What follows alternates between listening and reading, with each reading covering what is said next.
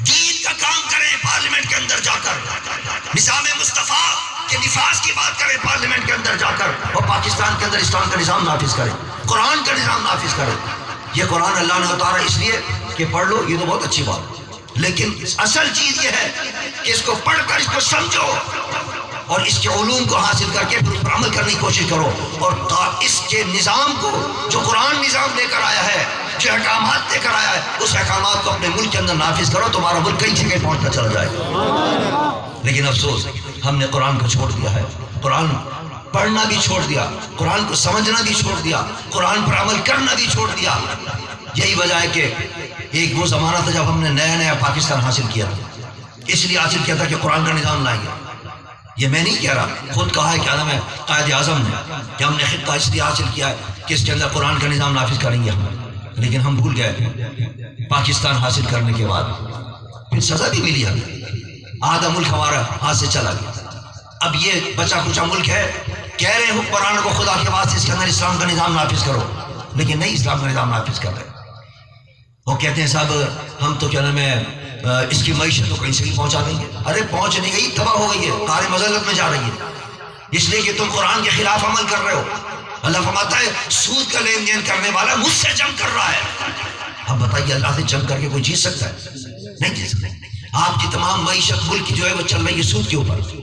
سود ختم کر دیں آپ، دیکھیے معیشت کہیں سے بھی پہنچ جائے گی۔ آپ نہ ورلڈ بینک کی ضرورت پڑے گی، نہ IMF کی ضرورت پڑے گی آپ کو، نہ سعودی عرب سے بھیک مانگنے کی ضرورت پڑے گی، آپ کی معیشت آپ اپنے پیروں پر کھڑی ہو جائے گی۔ اللہ کا وعدہ ہے، لیکن سود چھوڑنے کے لیے کوئی تیار نہیں۔ کیا کیا تھک گئے ان کو، وہ کہتے ہیں صاحب نظام کیسے چلے گا، یہ تو سود کے بغیر چل نہیں سکتا۔ بین الاقوامی ہمارے تعلقات ہیں، ہم نے ملی یکجہتی کونسل کے اندر بیٹھ کر اور تمام علماء نے اس کا خاکہ بنا کر حکومت کو دے دیا کہ صاحب یہ نظام ہے اور اس طرح چلے گا نظام۔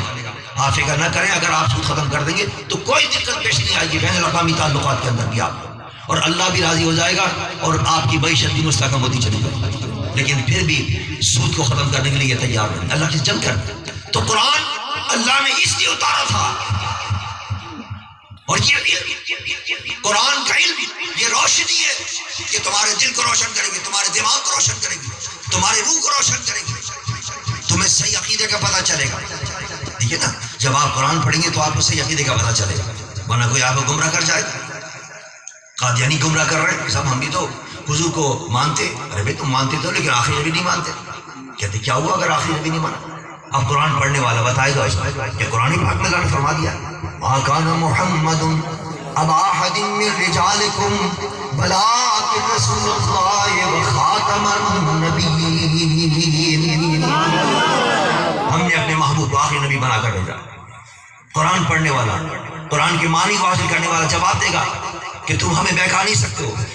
ہم نے قرآن پڑھا، قرآن میں اللہ نے فرمایا اپنے محبوب کو میں نے آخری نبی بنا کر بھیجا ہے، اور میرے مصطفیٰ نے خود فرما دیا کہ میں آخری نبی ہوں، تم آخری امت ہو، میرے بعد کوئی نبی نہیں آئے گا، تمہارے بعد کوئی امت آنے والی نہیں ہے۔ اب کیسے ہم مان لیں کہ کوئی اور نبی بھی آ گیا غلام قادیانی جیسا؟ تو یہ چیز علم کی جو نور آ رہا ہے، اور یہ نور آپ کو جہالت کی ظلمت سے بچائے گا۔ جیسے سورج نکلتا ہے تو اندھیرا ختم ہو جاتا ہے، اب رات کو اندھیرا ہے، لیکن جیسے ہی سورج طلوع ہوگا، جیسے ہی فجر طلوع ہوگی، سارا اندھیرا ختم ہو جائے گا۔ تو جیسے قرآن آپ پڑھیں گے، وہ قرآن کو آپ سمجھیں گے۔ اللہ فرماتا ہے والقلم، قلم کسی کی قسم، ارشاد فرمائیے اس کے ذریعے جو قرآن کا نور تمہارے سینے میں پہنچے گا، جو علم کا نور تمہارے سینے میں پہنچے گا، تو یہ جتنے جہالت کے اندھیرے ہیں وہ سب کو کچھ چھٹتے چلے جائیں گے، اور تمہارا دماغ روشن ہو جائے گا، تمہیں پتہ چل جائے گا صحیح عقیدہ کیا ہے۔ اسی طرح بہت سے لوگ آئیں گے آپ کو مختلف چیز، آج کل تو ویڈیو دیکھیے اور کیا نام ہے یوٹیوب پہ دیکھیے اور کیا نام ہے سوشل میڈیا پہ دیکھیے، گمراہ کرنے والے کیسے کیسے بیٹھے تھے، قرآن کی تلاوت کر کے بہکاتے، حدیث سے بیان کر کے بہکاتے ہیں، حدیث میں لکھا۔ ارے بھائی کوئی ایک حدیث ہے، حدیث کا کوئی علم آسان ہے؟ کئی ہزار نہیں کئی لاکھ حدیث ہیں، تو ایک حدیث کو لے کے بیٹھ گیا ہے، اس کے برابر جو دوسری حدیث ہے اس کو بھی تو دیکھ۔ لیکن نہیں، گمراہ کرنے والے گمراہ کرتے تھے۔ مثلا مثال کے طور پر ایک صاحب آپ کے پاس آئیں گے، کہیں گے بھائی وہ حضور اکرم صلی اللہ علیہ وسلم جب بھی نماز کے لیے رکوع میں جاتے تھے اور جب بھی قیام میں جاتے تھے تو آپ ہاتھ ایسے اٹھاتے تھے، اسے رفع یدین کہتے ہیں، وہ رفع یدین کرتے تھے اور تم تو کرتے نہیں ہو۔ دیکھو حدیث میں تو عمل نہیں کر رہا. اب آپ کہیں گے وہ واقعی یہ تو بہت برا ہوا. اور وہ حدیث بھی دکھا دے گا. یہ دیکھو حدیث میں آتا ہے کہ حضور جب جاتے تھے تو ہاتھ ایسے بلند فرماتے تھے رکوع میں جاتے تھے. جب قیام کرتے تھے, جب قوما کرتے تھے, پھر آپ اتنے ایسے ہاتھ اٹھاتے تھے جیسے تکبیر کے وقت اٹھاتے ہیں. یہ حدیث میں آ چکا ہے اور واقعی حدیث میں موجود ہے. اب آپ تو گمراہ ہو جاتے ہیں. اس لیے ضروری ہے علم پڑھنا, علم کا نور آنا ضروری ہے تاکہ جہالت کا جو اندھیرا ہے وہ ختم ہو. میرے مصطفیٰ کی دوسری حدیث نہیں پڑھتے. دوسری حدیث کے اندر موجود ہے سرور دو جہاں صلی اللہ علیہ وسلم کے سامنے بعض صحابہ نے اس طرح کرنا شروع کیا. جب کھڑے ہوتے تھے تو ہاتھ اٹھا کے اس طرح رفع دین کرتے تھے. جب رکوع میں جاتے تھے تو رفع دین کرتے تھے. میرے آقا نے فرمایا کیا تم شریر گھوڑوں کی دموں کی طرح تم اپنے ہاتھوں کو ہلاتے ہو؟ یہ الفاظ جس طرح کوئی گھوڑا اپنے دم کو ہلاتا ہے, یہ بار بار ہاتھوں کیوں ہلاتے ہو؟ تم سکون سے نماز پڑھا کرو, کوئی ہاتھ ہلانے کی ضرورت نہیں ہے, کوئی رفع دین کرنے کی ضرورت نہیں. اب آپ بتائیے, اب یہ دونوں حدیثیں موجود ہیں. اب وہ ایک حدیث پڑھ کر آپ کو سنا کر اس نے گمراہ کر دیا تھا آپ کو. اب علم ضروری ہے.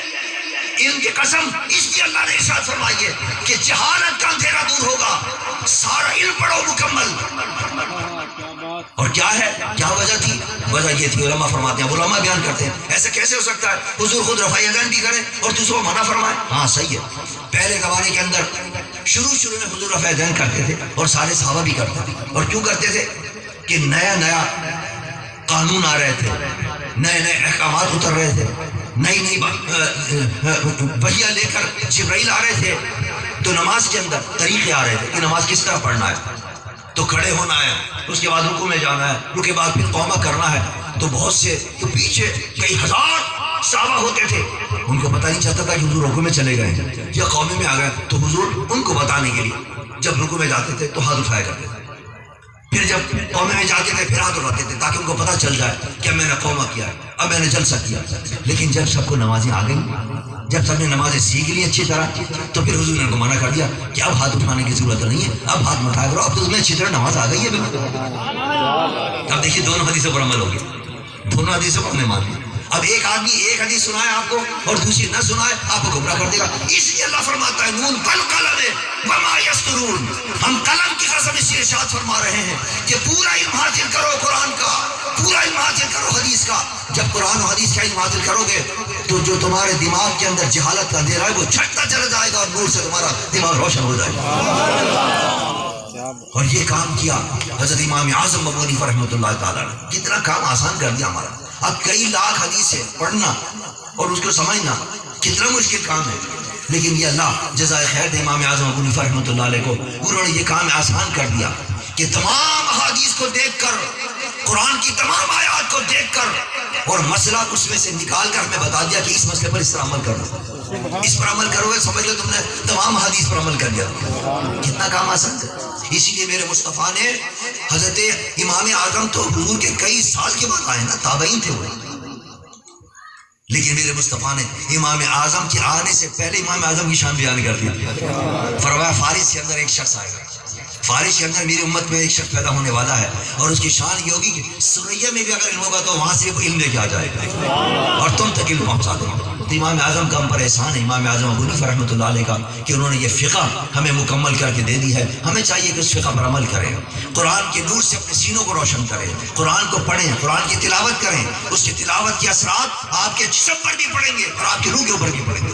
جب انسان تلاوت کرتا ہے تو روح کو بھی سکون ملتا ہے, روح کو بھی طمانینت ملتی ہے, اس کی غذا ملتی ہے. اس کی اگر آپ کھانا چھوڑ دیں 2 دن مر جائیں گے آپ, 5-10 روز کے اندر اگر آپ کو پانی بھی نہ ملے کھانا بھی نہ ملے. اسی طرح روح کو اگر اس کی غذا نہیں ملے گی, روح کی غذا کیا ہے؟ قرآن کی تلاوت. روح کی غذا نماز ہے. اگر اس کی آپ کے روح کی غذا اگر آپ نہیں دیں گے یہ تو روح مر جائے گی. اس لیے چاہیے کہ ہم روح کی غذا بھی دیتے ہیں, اور روح کی غذا یہ نماز ہے. سب سے اہم چیز نماز ہے. ہم نماز نہیں پڑھتے, تلاوت قرآن ہم نے ختم کر دی ہے. روزہ یہ روح کی غذا ہے. یعنی کہ عجیب بات ہے, کھانا کھائیں تو کھانا جسم کی غذا, اور کھانا چھوڑے تو روح کی غذا. حضرت شبلی رضی اللہ تعالی عنہ جو حضور غوث پاک کے بھی پیروں میں ہیں, ان سے کسی نے پوچھا کہ یہ قطبیت اور بہت اعلیٰ مقام ہے, تو کیسے پہنچتا آدمی قطبیت کے اندر, اور کیسے پہنچتا اعلیٰ مقام حاصل کرتا, تصوف کے اعلیٰ مقام غوثیت قطبیت یہ کیسے حاصل کرتا ہے؟ آپ نے فرمایا کہ میں نے 60 قطبوں سے اور بڑے بڑے اغواث سے اور غوثوں سے ملاقاتیں کی ہیں اور ان سے پوچھا ہے تم اس مرتبے پر کیسے پہنچے؟ تو انہوں نے کہا کہ ہم نے بھوک حاصل کی ہے، ہم نے کم کھانا کھایا ہے اور کم کھانے کی وجہ سے اللہ نے ہمیں یہ مرتبہ عطا فرمایا۔ تو روزے کے اندر یہی ہوتا ہے کہ ایک انسان صبح سے لے کے رات تک کھانا، لیکن ہم تو پھر جو افطار کے وقت شروع کرتے ہیں وہ ساری کسر نکال دیتے ہیں پورے دن کی۔ لیکن نہیں، انسان تھوڑا کھائے، میرے آقا نے فرمایا کم سے کم پیٹ کے اندر 3 حصے کر لو، ایک حصہ پانی کا، ایک حصہ روٹی کا، اور ایک حصہ سانس لینے کا تو چھوڑو۔ ہم تو سانس لینے کے لیے کیا نام ہے پیٹ کے اندر جگہ نہیں چھوڑتے، اتنا پیٹ یہاں تک بھر لیتے، الٹی ہونے لگتی، اسی وجہ سے بیماریاں پھیل رہی ہیں۔ اگر حضور کے سنتوں پر انسان عمل کرے اور قرآن کے طریقوں پر عمل کرے اور قرآن کے طریقے میرے مصطفیٰ نے سکھائے ہیں تو یہ سمجھ لیجئے جتنی بیماریاں ہیں جسم کی وہ بھی دور ہو جائیں گی، روح کی بیماریاں بھی دور ہو جائیں گی۔ روح کا علاج بھی ہے اس قرآن کے اندر، اللہ فرماتا ہے وَنُنَزِّلُ مِنَ الْقُرْآنِ مَا هُوَ شِفَاءٌ وَرَحْمَةٌ لِّلْمُؤْمِنِينَ۔ یہ قرآن ہم نے اتارا، یہ شفا ہے تمہارے لیے، یہ بہترین نسخہ ہم نے تمہیں عطا کیا ہے۔ لاکھوں کروڑ روپے خرچ کر کے بھی تم اگر دوا لوگے تب بھی تمہارے روح کی بیماری دور نہیں ہوگی، تمہارے جسم کی بیماریاں دور نہیں ہوں گی۔ ایسے ایسے نئی بیماریاں چل گئی ہیں، لیکن قرآن اللہ فرماتا ہے یہ ہم نے ایسی چیز اتاری ہے تمہیں، اس کی قدر کرو، اس کو پڑھا کرو، اس پر عمل کیا کرو، تمہارے جسموں کو بھی شفا ملے گی، تمہاری روحوں کو بھی شفا ملے گی۔